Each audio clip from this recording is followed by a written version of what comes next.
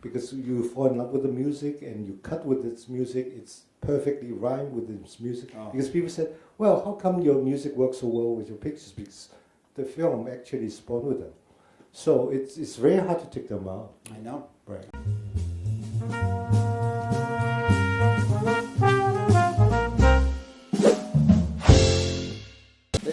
I think we only have a little time, but I wanted to ask a few questions from the audience. But one thing, could you talk about the writing process? How detailed was the script or not? Well, actually, everybody said he don't work with the script. It's true, but somehow I'm writing every day. So basically, it's like I have a frame of the story, and I keep changing because I can see what the genesis of the characters. I can see like Tony's going this way, and Gong actually is going that way. I don't know your process, but my process is always I start from the character first. Me too. And I also start from their physical presence. So if I have a guy there, I have to know like what's in his pocket and in his jacket. And for like the character of Gomer, we know she's a modern woman in a traditional society. So her outfit basically is not purely Chinese. There's some elements there. I was told that you play music often when you shoot.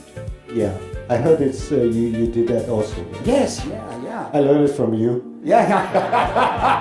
I think it's the most efficient way because sometimes without like very specific script, and I think it's very important because I think making films most of the time it's something very key. It's about the rhythm. And I think the music on the set give a sense of the rhythm, especially for the camera, for the blocking, and for the movement of the actors. I think that works very well. No, I use playback a lot. Yes. For movement, camera movement. But the problem is I always fall in love with that music. Yeah, I know. That's the. Well, the thing is, you have to use the music you're going to use. Yes. We think. No. Yeah. So, in other words, I always try to get them after we finish the film. And then it's nightmare, you know. Yeah, I know. The production is 3 years. What about the editing process? Because of the way you cut your films, I find just to ask you how you do it, or not how you do it, but how do you? What's the length of time it took? How you work? You work every day at it. Do you work with the editor? Yeah, because I think my process is more or less like yours because you work with Thelma. With Thelma, yeah. Right. Yes, who's I consider like one of the best editors in our generation. And so I work with William, the production designer. So basically we shoot the scenes and then he cut at the same time. So but the thing is he always do scene by scene. It's like individual pieces. Yes. So I'm the one who at the end put all these things together, and then we will do all this fine tune afterwards. Oh, that's fantastic.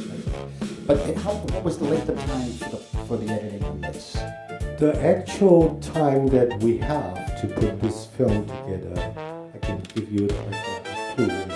We have the film. We need to release the film in China in January last year, and we're still shooting some like cutaway close up before Christmas. I know. Well, we started this kind of years ago. We started it in a kind of naive way. It was just we were able to get the music, let's say, in Mean Streets, and it cost a lot of money at that time, but nothing to what it is now. I think we were able to afford 5 or 6 really key songs.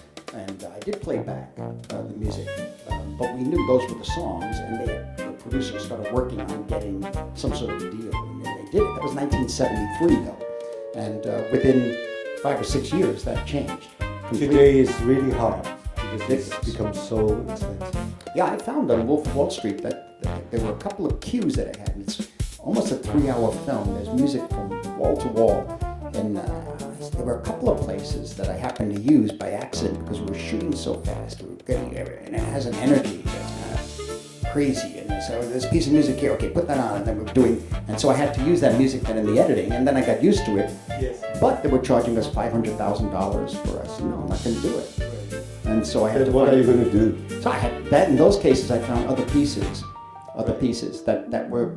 But you see, they weren't pieces of music that I grew up with or that I listened to. There were different types of music, and so it was really the atmosphere that I was going. And it's always like it's killing us. Because you fall in love with the music and you cut with its music. It's perfectly rhymed with its music. Because people say, well, how come your music works so well with your pictures? Because the film actually spoiled them. So it's very hard to take them out. I know.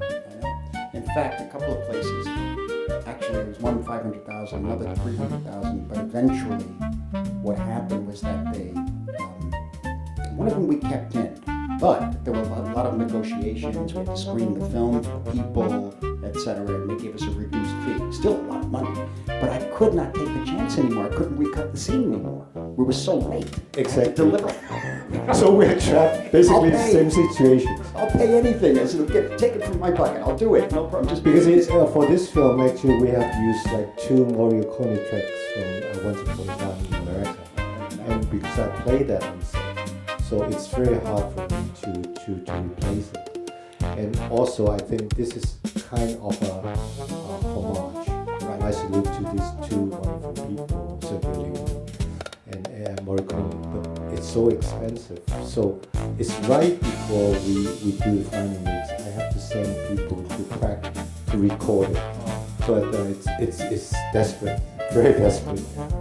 I like the idea of using themes from other movies in movies. I never had a problem with that because it brings with not only the music but also the history of it. Exactly. Yes. Exactly.